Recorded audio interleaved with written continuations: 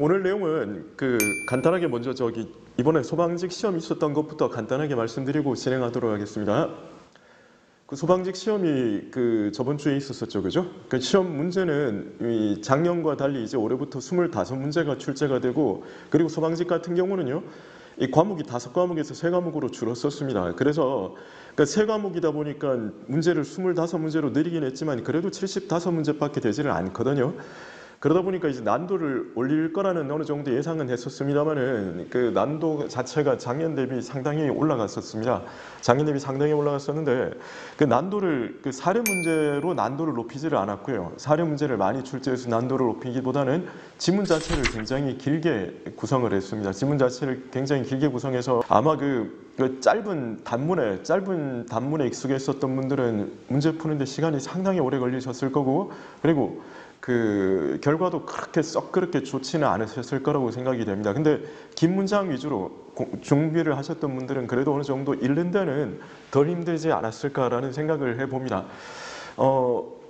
예상했던 대로 이론 문제가 정답이 되는 문제는 한 문제도 없었었고요. 그러니까 조문과 그리고 판례 문제로 다 출제가 되었었거든요. 조문과 판례 문제로 출제가 되었었는데, 판례 문제 같은 경우가 이번엔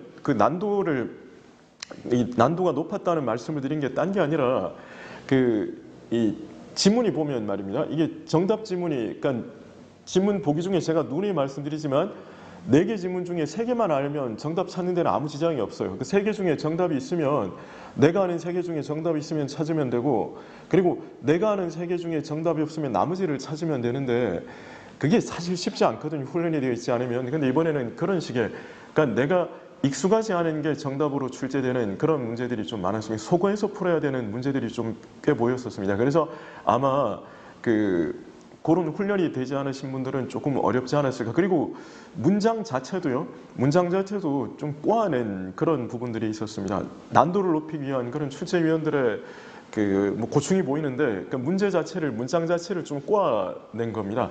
문장 자체를 꼬아내다 보니까 역시 읽는데 국어적으로 좀 힘드셨을 거예요. 국어적으로 힘드셨을 건데, 그래서 그런 부분들 때문에 전체적으로 이제 난도가 높았다라는 그런 말씀을 드리고요. 그러면 이게 지금 당장 곧 다가올 국가직 지방직 문제는 어떻게 될 거냐, 일반 행정직에서 국가직 지방직은 어떻게 될 거냐라는 의문을 가지게 될 텐데, 소방직과 그렇게 연계를 짓지는 마십시오. 그러니까 공무원 모든 시험 문제 중에서 그나마 행정법 문제를 제일 깔끔하게 내는 게 국가직과 지방직입니다. 그래서 문장 자체를 그렇게 이리저리 비틀거나 그렇게 하는 문제는 나오지 않을 거니까 국가직, 지방직 준비하시는 분들은요, 평소대로 계속 해오시면 되고, 이제 내년 소방직 시험을 준비하시는 분들은 어떻게 할 거냐, 이제 이렇게 되면 문제를 이렇게 25문제로 내고 이번처럼 난도를 높이면요, 시험에서 이제 행정직과 소방직을 구분하는 그런 게 큰 의미가 없어지는 것 같습니다. 그래서